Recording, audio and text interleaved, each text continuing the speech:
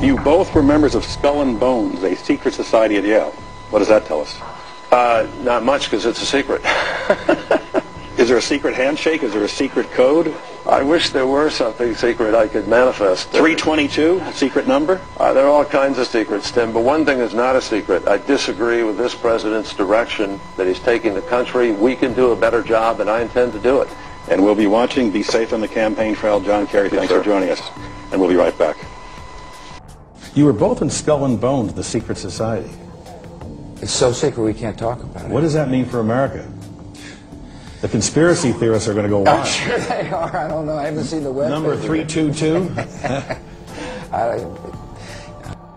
This evening, getting under the skin of the Ivy League, those 8 old, definitely distinguished colleges that are known for their ivy-covered buildings and their sometimes superior attitudes to other colleges and universities, which often gets under the skin of people who went elsewhere. Yale University is 300 years old this year, and were you to visit its campus, you would see that it still has exotic clubhouses, which look like tombs where Yale's legendary secret societies meet. Their prestige and importance have largely evaporated, but the rituals are still a secret. And so when we heard that some enterprising characters had managed to spy on the famous Skull and Bones Society, we couldn't resist. Here's ABC's Dan Harris.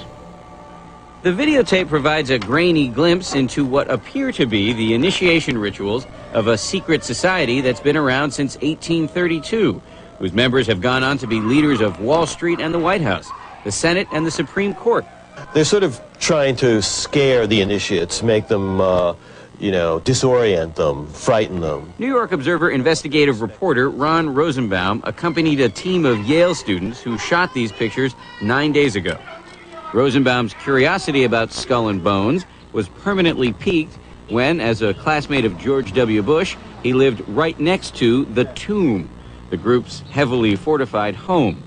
From their perch, Rosenbaum and his cohorts taped the Tomb's courtyard. What they captured, they say, was initiates, known as neophytes, being forced to kiss a skull, then members performing a mock killing. It may look like your average fraternity nonsense, but Rosenbaum says it's not.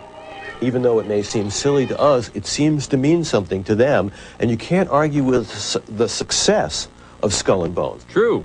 Famous alums include senators, John Kerry and John Chafee, to name 2, cabinet secretaries, such as Averell Harriman, and 3 presidents, William Taft, George Bush, and George W. Bush, who's been reluctant to talk about Skull and Bones. Does it still exist? The thing is so secret, I'm not even sure it still exists. One can't help recognizing the fact that in the 170 years since the formation of the Skull and Bones Society, it has members in the most influential jobs all over the world. New initiates seem to fall effortlessly into high-paid jobs within banks, media organizations, government agencies, and huge corporations which earn vast profits from government defense contracts. Some researchers claim that all members agree to tithe their wealth over to the society, thus ensuring that their offspring will become future initiates of the Brotherhood of Death. The Skull and Bones Brotherhood of Death recruits members from America's billionaire aristocracy. Multiple generations of the Bush family have taken part in 6 satanically inspired rituals, along with members of wealthy families who are behind some of America's most famous brand names. Based on the rituals of the German Bavarian Illuminati, the Skull and Bones have approximately 900 members worldwide. George W. Bush has initiated 5 fellow Bonesmen to join his administration, including William Donaldson, who is head of the American Securities and Exchange Commission. Upon initiation into the Skull and Bones, candidates are told that they must forever deny their membership. The psychological mind programming and brainwashing which goes on inside the tomb can only be guessed at, as no Bonesman has ever broken the fraternity's rule of silence.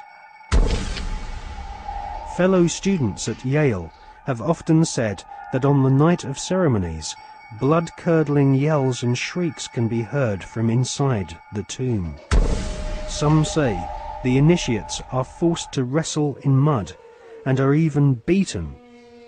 This technique has been used by the CIA and EST brainwashing organizations who seek to wear down the subject mentally and physically using a program of punishment and verbal abuse. Once the will of the candidate has been broken and they have divulged all their sexual secrets to the elder bonesmen, they stand naked and are reborn in a mockery of a Christian baptism, with elder bonesmen dressed as the Pope and the devil conducting the ritual.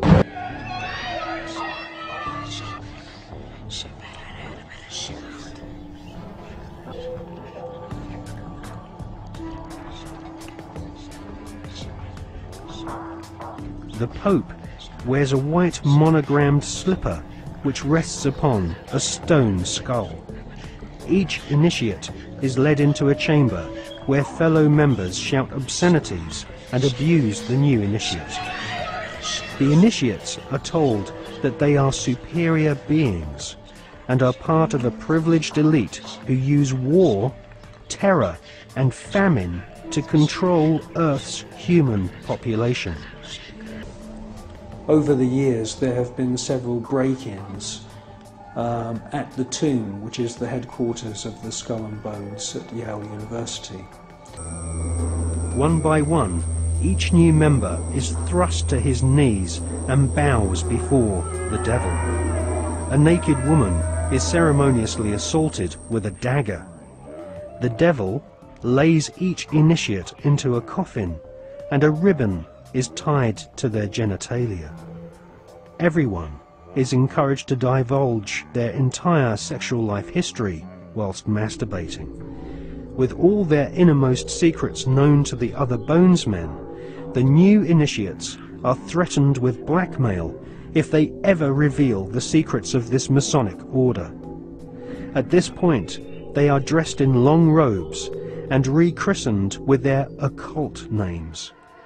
The Don Quixote character taps each member on the shoulder with a silver sword and proclaims, "By our order, I dub thee Knight of Eulogia." The American Ivy League colleges each have their own branches of the Skull and Bones Brotherhood of Death, indoctrinating the children of America's elite families who go on to become the captains of industry, banking, law, military, and the media. The epicenter of this elite cabal is Yale University. The last 3 presidents attended Yale, as did the terrorist expert Paul Bremer III, who governs Iraq for the Bush-Cheney Skull and Bones elite. Members of the Anglo-American Illuminati network also share the same philosophy. They believe in a single, all-powerful superstate, which is governed by a single world leader. The connection between the United Nations, New York City, and the Rockefeller Foundation is clearly drawn. So if we could play the video, I really would appreciate your watching it. I think you're going to enjoy it very, very much.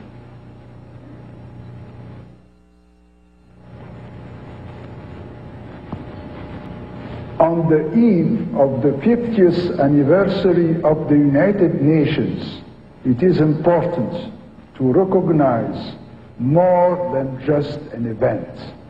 From the early history of the United Nations, the Rockefeller family embodied the idealism of those years. The gift of a site by John D. Rockefeller Jr. for a permanent world capital in New York. The Rockefeller family's commitment to the United Nations did not end with this exceptional gift. It continues to the present day, and it is personified by David Rockefeller, whom we honor. So, in conclusion, ladies and gentlemen, a new world is emerging. It is a new world order